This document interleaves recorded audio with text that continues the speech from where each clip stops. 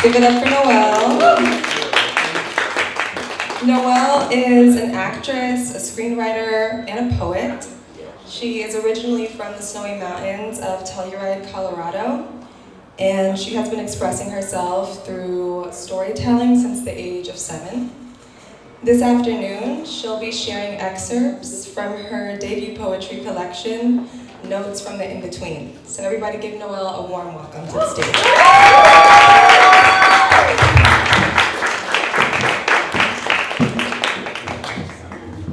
Move this a little more center. Hi, everybody. Thank you so much, Yasmine, for that beautiful introduction. Thank you so much to the Pop Pop for making this happen. It was very last minute. They are such an amazing store, and I just love all of the community-driven and local artist things that they have here. So definitely take a look around after the reading. I want to say just a quick thing about this book to kind of set her up, because she's not exactly the easiest to understand just by looking at the cover. This book is a book that I actually never intended to write, nor is it a book I wanted to write. I was actually originally writing a collection of poems that I had been conceptualizing and planning for like 8 years. And as I went to collect all of my notebooks and diaries and journals from that time, I realized that there were these 3 years that I wrote some really good stuff that I really didn't want to actually own up to what they were about. So I kept trying to force them into this other book. And it was not a good book. It was very hodgepodge. So I had to make the difficult decision of either making a less good book that kind of buried the lead, or doing the difficult thing of like actually telling the truth of these poems and letting them exist as they wanted to. Ultimately, I decided to give up my own like anonymity and the blurred line of art and artist to allow this book to exist. So it's been divided into 4 sections that I call case studies, because as I was reading through the books, it was almost like I was looking at my own wilderness explorer journal that was tracking my own like trauma. And it was through that journey backwards through my own life that I kind of realized what I had fully been through. So I'm going to read a couple of pieces from each of the different case studies, and I'll read like a little introduction for each. Thank you all so much for being here. So the first one is case study 1, New Discoveries. Who I was before. The rules of the game only exist for those who play the game. What if the princess was the dragon guarding the tower all along? I think that's me. Deep down, I always knew I was a dragon. I was born breathing fire and scared all the nurses. My poor mother warned of my bad behavior an hour after my arrival. I had a taste for flight and no time to waste. Passion was my birthright. Still, others thought of me as doe or dove, so soft, so sweet, so eager to be the healer in the hospital rooms I wandered in childhood. Still, I always knew the flip side of my own coin, behind golden brown eyes and cupid bow lips. Perhaps a little too comfortable with depth, perhaps more enlightened than others. Fire and fury cut through me like an icy mountain pass. I am the winter's dragon, guarding my keep, letting few in as I gather my treasures, finding new ways to let out the steam that singes my breath. So that's like a first little poem about my whole childhood, which I think sets us up well. For case study 2, sometimes someone comes into your life with a singular mission to set it all on fire. And this poem is one of the few that has a title, and it's called The Siren. There's a hum within all of me, a tune my body has played for as long as it has been a body. This tune has scored my every moment, waking and sleeping, rising and falling, in fight and in serenity. I never wondered where the secret song came from till I heard it cascade off your lips that night under the stars laying in the grass, haunted by the ghost of our idols. Now I lay in bed and your song hangs all around, and I click my heels together 1, 2, 3 times, hoping it will keep bringing me back to you. So then we've got another one from this section. I think you are my best friend, but I don't want to tell my best friend that. I don't want to hurt her feelings, but you are the best. Maybe that's it. Maybe it's not even that you are my best friend. It's even more than that. But I like saying best friend because it means I'm a part of this. Saying you're the best means I could just be your admirer. But to say you're my best friend means that I know you, and better yet, you know me. Which is true, because I've told you things I've never told anyone, yet it still feels like there is so much more to say. I've never wanted anyone to know all of me before I met you. And we're gonna keep rolling with this section because she's meaty. I like being a wild thing too much for this risk, but I can't seem to say no. So with old world cards laid between us, your chin resting on the table, I tell you the rules so I can have my cake and eat it too. You agree and it starts, first with a bill you won't let me read, that ends with luxury white sheets and friends on TV. So I place a new rule, no more money. And into the purple haze we enter. I try to tell myself I'm still in control when you make it clear that whisking me away at dusk and returning me at dawn are part of your terms for our unique contract. But the Sleeping Beauty story has a bite. I'm too wrapped up in it to call it out, maybe because I don't actually want to give it up. A wild thing never wants to admit when she's losing control and finds herself becoming someone's lap cat.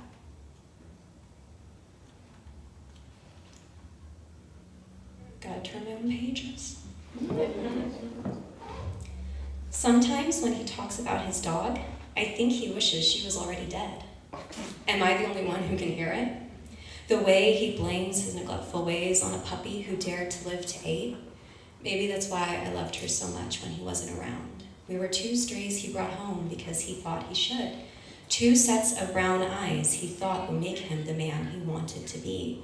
And then forgot about us once people weren't there to praise him for being so good to us, because he never was. Sometimes when he talks to me, I know he wishes I was already gone, because he so openly resents me. I wonder if being with him is killing her the way it's slowly killing me. Sometimes I dream of saving her, but maybe it's because I secretly dream about saving me. This one also has a title. This one is called Magical Thing to Do. I always wanted to believe in magic, ordinary or extraordinary. Life would be better if life was more than I had known. One hot summer's day, I met you, and now I had something to believe in. Loving you was such a magical thing to do. All magic I've come to learn is a double-edged sword. Your point of pain always found its mark, easily cutting me open and cutting me up.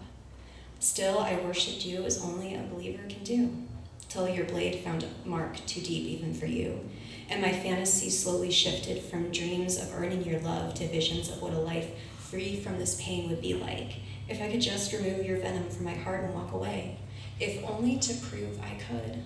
It tasted sweet to imagine each night that I could shatter this as easily as you shatter me, but I never do, because loving you is such a magical thing to do.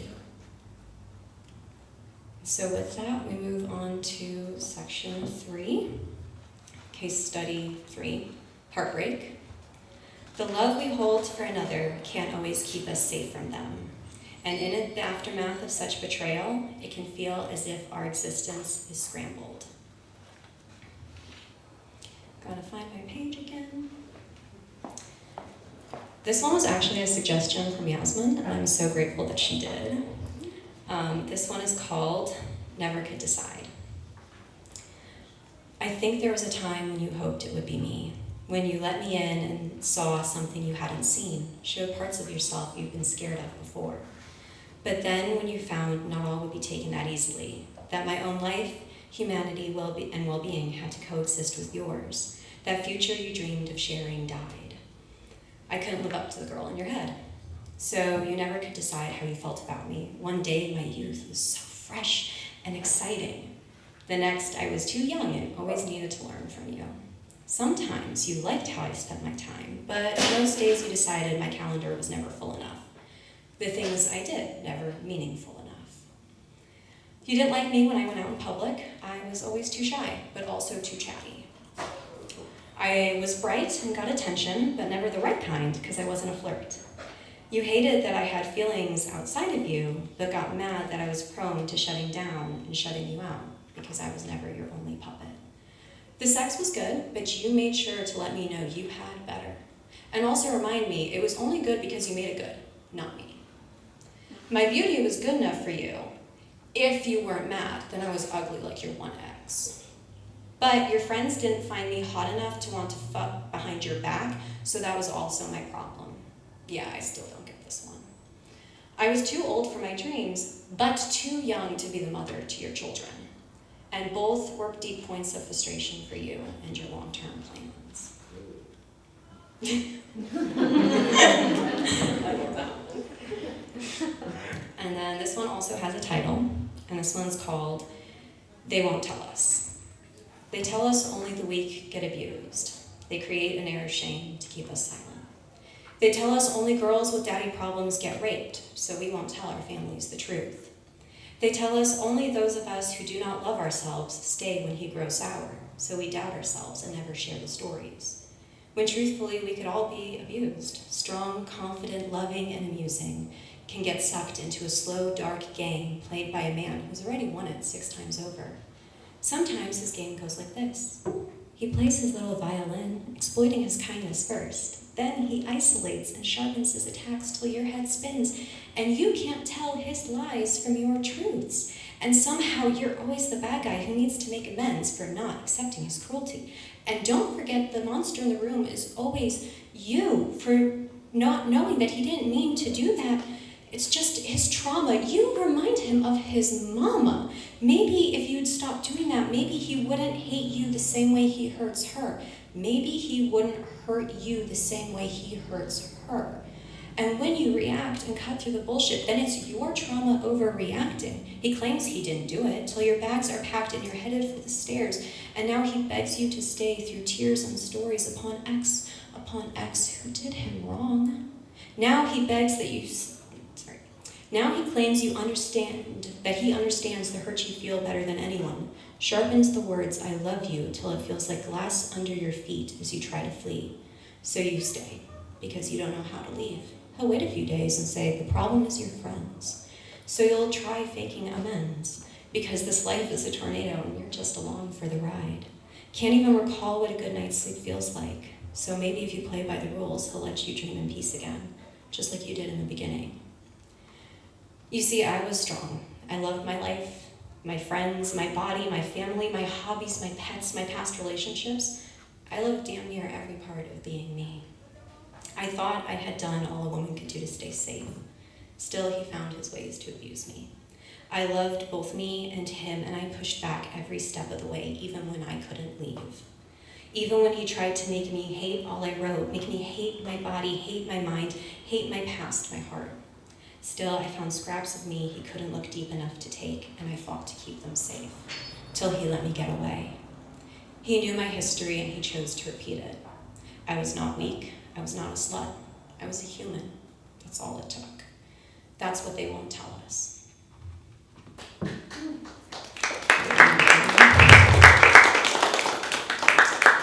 So after that, and a whole lot of other shit and unpacking it, I came to the beautiful point of healing and regrowth and feeling like I was no longer going through the process of grieving myself and this life and able to kind of allow the truth of love and cruelty to exist within my body and memories. So case study 4 came about, and it's called New Growth, Who I Am After. After every fire, the forest is born new again. The miracle of regrowth is even more beautiful than the first generation. It's hard not to feel silly for loving you as deeply as I did. I work hard not to carry shame for all that took place. It's not an easy process, and it's taken me almost a year to be able to gain some semblance of mental clarity again. I don't feel it every day, and some hours seem like a lifetime. Nightmares built upon my memories still ebb and flow, but I'm breathing through them and learning how to be more tender to myself in the days after they reappear. I'm learning not to rely only on myself, to ask for help and not feel like a failure for it. I let myself speak to the love I once felt. I let myself speak to the emptiness that has taken its place. I allow softness and openness without self-judgment. Being strong comes in many forms, and this is my version of strong for now. This is going to be our last little one. The horizon line ignites, a tapestry of warm hues, breaking the black of night, welcoming a new dawn.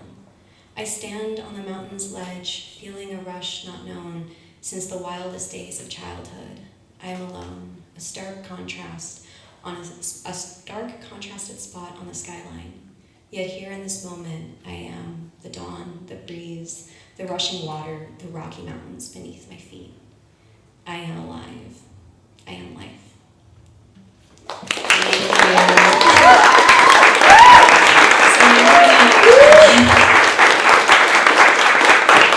I love pelvic trauma. I think when somebody tells you enough times you're allergic to vulnerability, you do something crazy like this. But with that, we're going to jump into the Q&A, so stay seated for just a second while we get the stools up and get ready. Thank you! Thank you all so much for being here, by the way.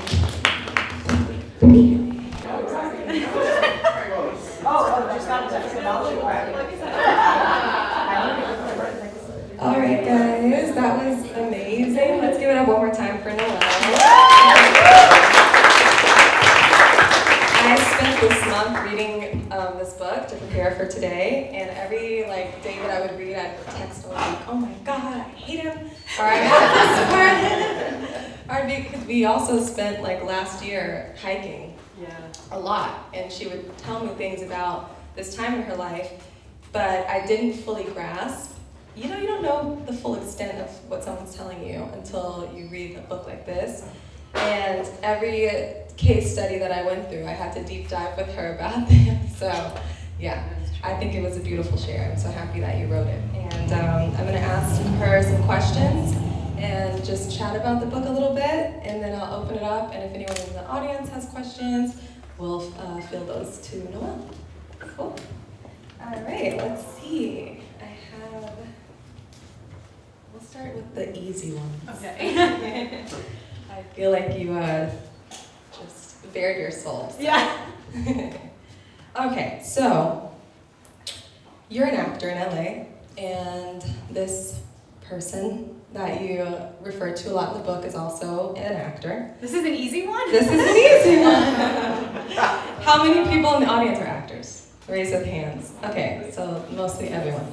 So how many actors in the audience are dating an actor? No. Noelle, this is the question.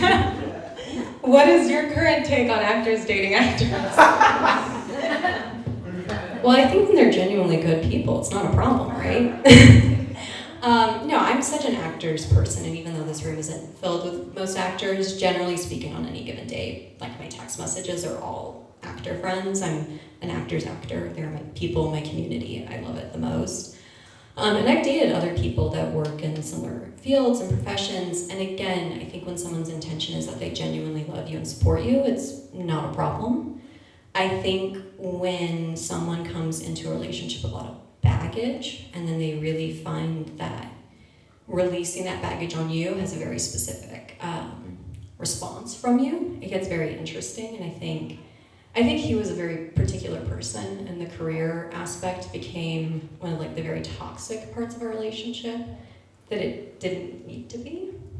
So I think general rule is just like anything else. I'm dating anybody else. I've dated tech bros that were okay, you were trying to manic pixie dream girl me, bye-bye. So I think it's just know who you're dating, and then it's not a problem. Okay, you heard it here first. All right, let's see. Well, since we're on the topic of dating, these are the light questions, guys, okay? So, where are you at currently after this huge experience and your sharing of this book?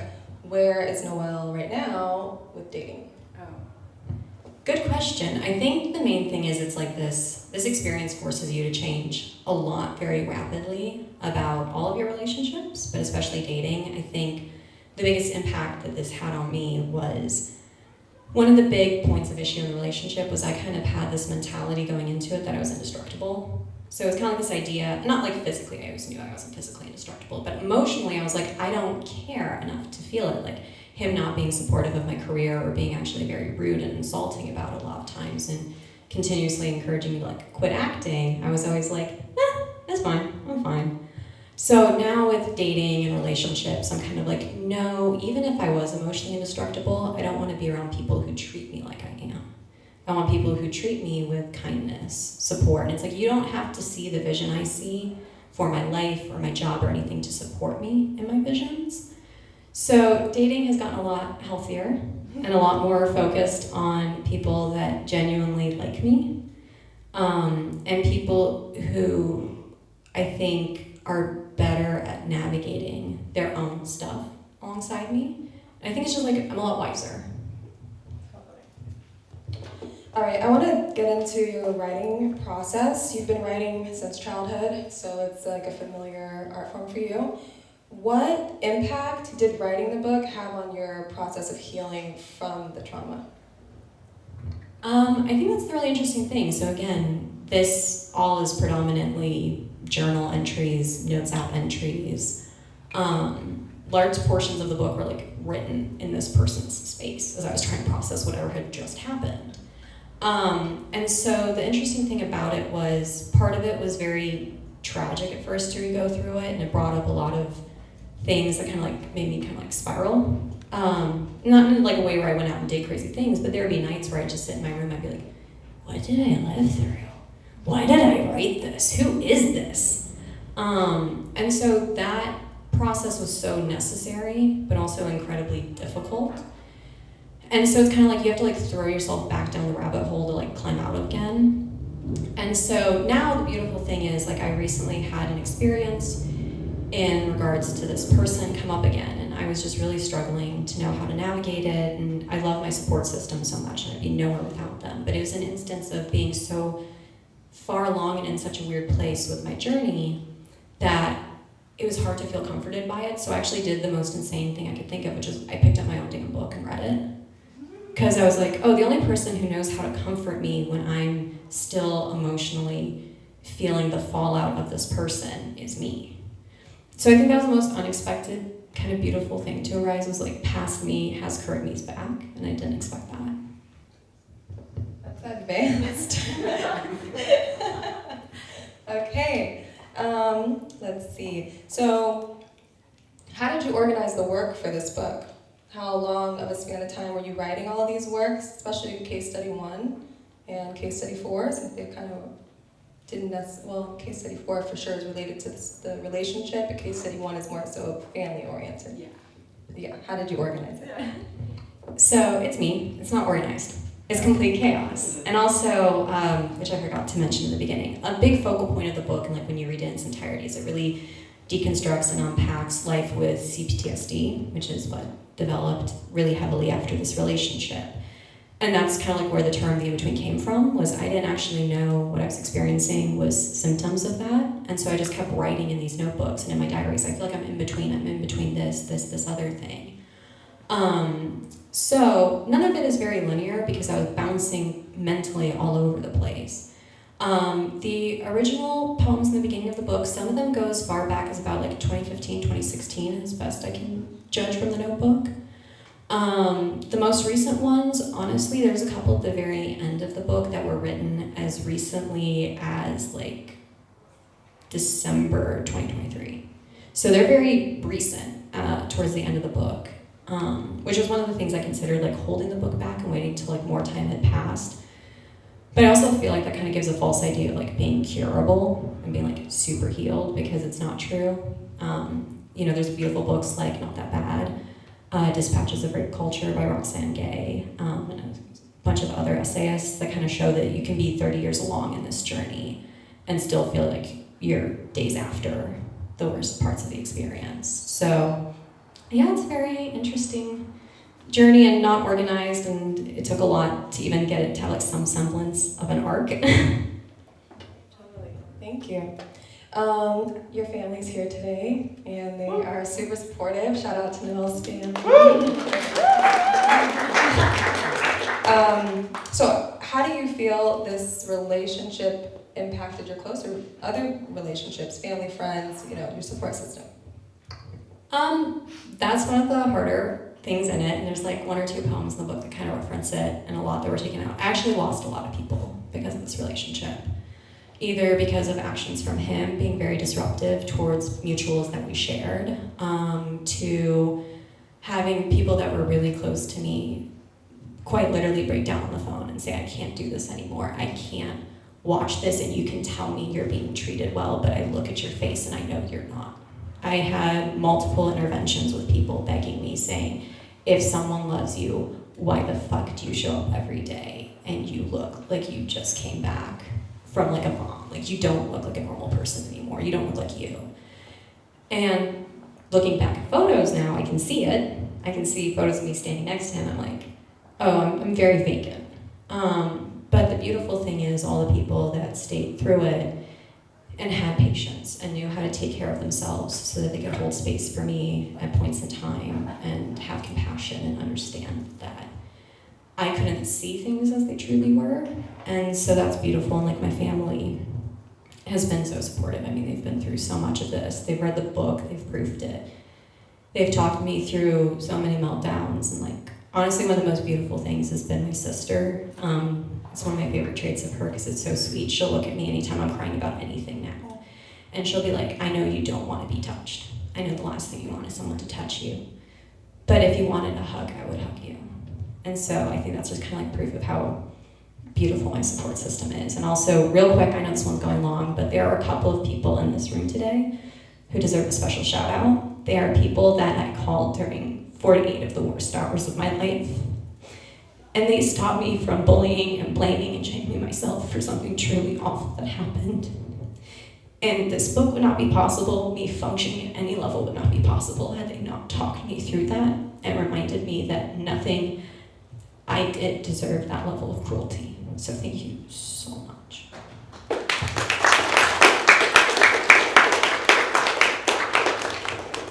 Thank you for sharing that, Noelle. That was really beautiful.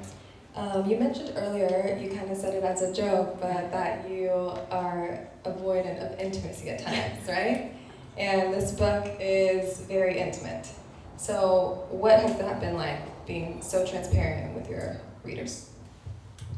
I think it's really beautiful in a really unique way. So I think when I think back to who like my true self was, I think, as a child, you share the deepest parts of yourself through play with other kids. Like, that's when you're willing to kind of like, through Barbies, be like, so I'm thinking about these things.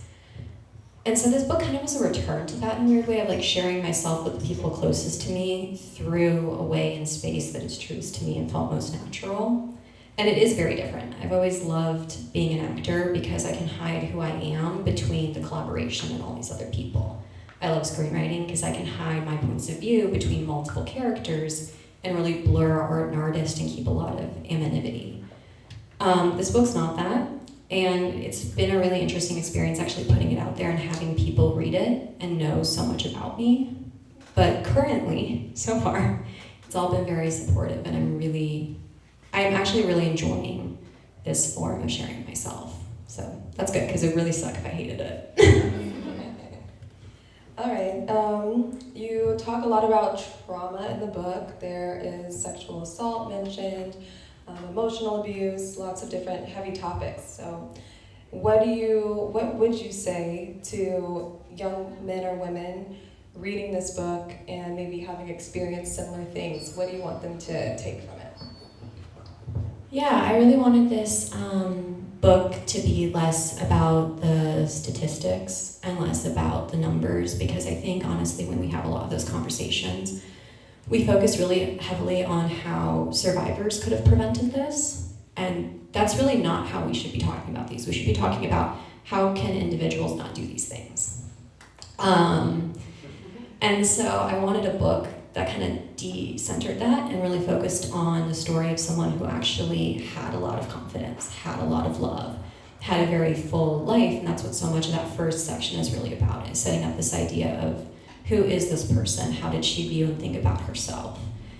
And I think that that's something that I really hope survivors find comfort in, because when we watch movies, we watch these things. It's always just focused on either how this thing that happened to us drove someone else's story forward, or how we have no life after because of the violence. And it's true, your life is altered, your quality of life is altered, but you can still be a person. So I wanted this to focus on kind of the emotional journey, and I hope that they take away this feeling of in their own home, in their own safety, at their own times and stopping and starting, they can be seen and understood at the emotional value and level.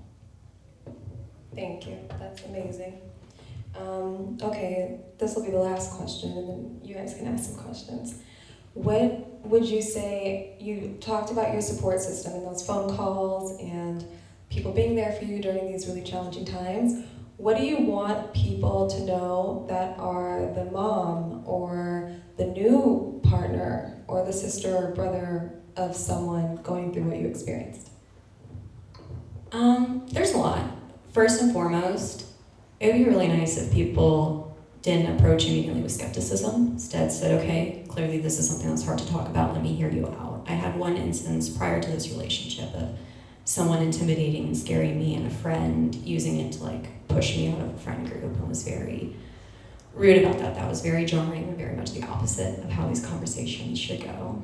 And then the other thing I would say is patience. It's so hard to understand exactly what these symptoms and these experiences post feel like, but again, to reference Not That Bad by Roxanne Gay's, there's a section in the book, and there's just this one line, and it hit me like a ton of bricks. It was from a conversation between two survivors.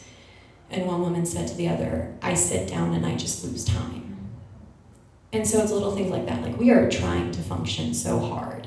We are trying to go back to that version of us or meet everyone else where they're at. And sometimes we can do it very well when we have good days. Other days we don't.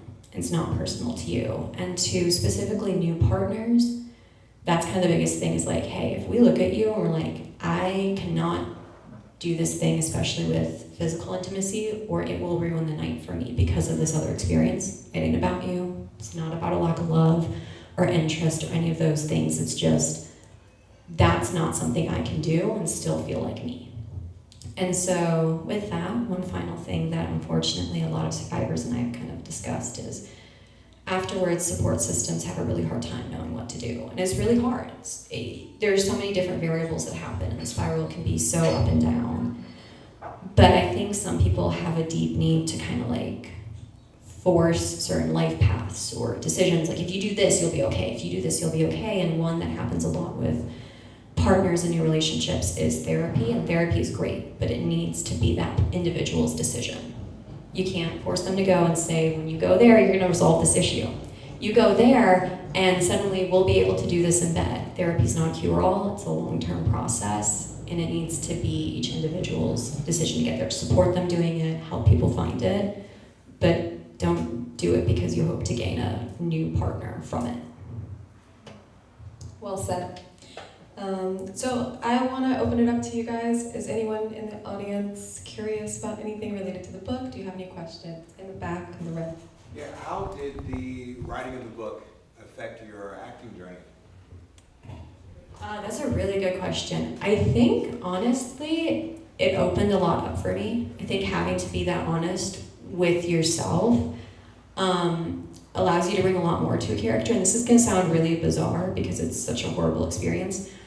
Before this book, I struggled, I think, a lot with accepting the full breadth of who I could be and a lot of things. After this book, I got better at comedy because I think I stopped giving a fuck about looking stupid or silly, because it's like you go through something terrible and it's a fast way, not a recommended way, a fast way to teach you to stop giving a fuck what other people think of you, because you lose a sense of what matters and the bullshit doesn't matter anymore. So I think it was very freeing and liberating and allowed me to feel comfortable being vulnerable with characters and scenes, be them serious or light, humorous or dramatic, that I hadn't before.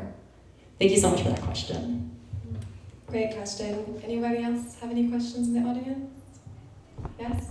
What made you want to write a book of poems rather than, prose or a short film? Like, what felt special about the medium to you? I think the thing that felt special about it was just something I instinctually did. I think it's been a form of processing, because poetry was the one place I never tried to force a character. Anytime I ever tried to write prose, it would always be through a character, which always came from my idea of I didn't like memoirs, because I always feel like the writers like to lie in memoirs. Poetry always felt very honest. So I always just did it as a way when I was a teenager, because I was constantly told in acting class and all these things, you need to have a part of your creative journey that's not for profit. And so I had written all of this, and I was like, well, the poetry's the truth, it's the journal. I could put it in prose, but that's not gonna make it any more honest or raw than what's already here. So I guess, fuck it, I'm gonna do this.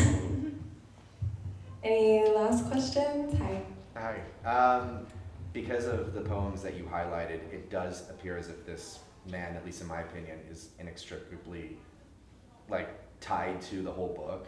Is that how you feel, or how would you describe essentially how it exists beyond this person? Yeah, so I mean, that's the really hard thing with deciding to dive into the topic of intimate partner abuse. Because again, we talk a lot about things like sexual assault, but it's always in the context of date rape.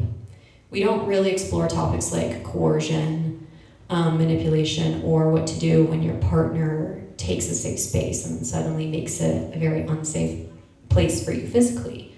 So I think it's very hard, because it's he's the instigator of all these experiences, but I very much hope that when it's read in its entirety, it is more about the internal world and processing and experiences, more than just this one person. But at the same time, because it is kind of putting a singular relationship under the microscope, that definitely is going to be something that people take away, is this appearance of this shadowy you that exists throughout.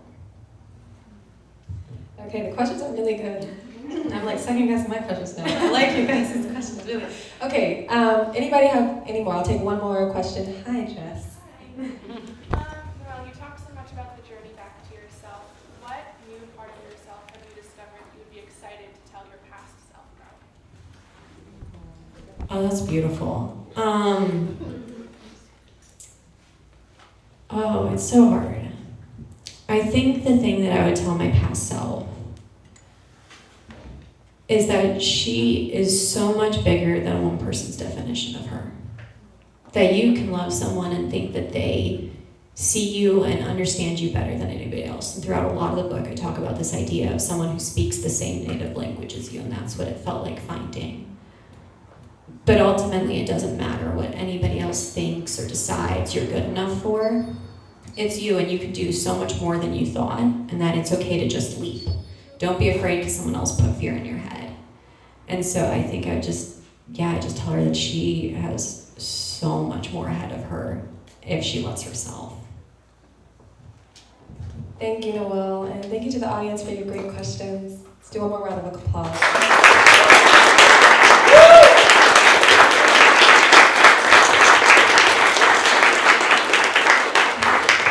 So now we're going to do the portion where she signs some books. Where do you want them to go? What area?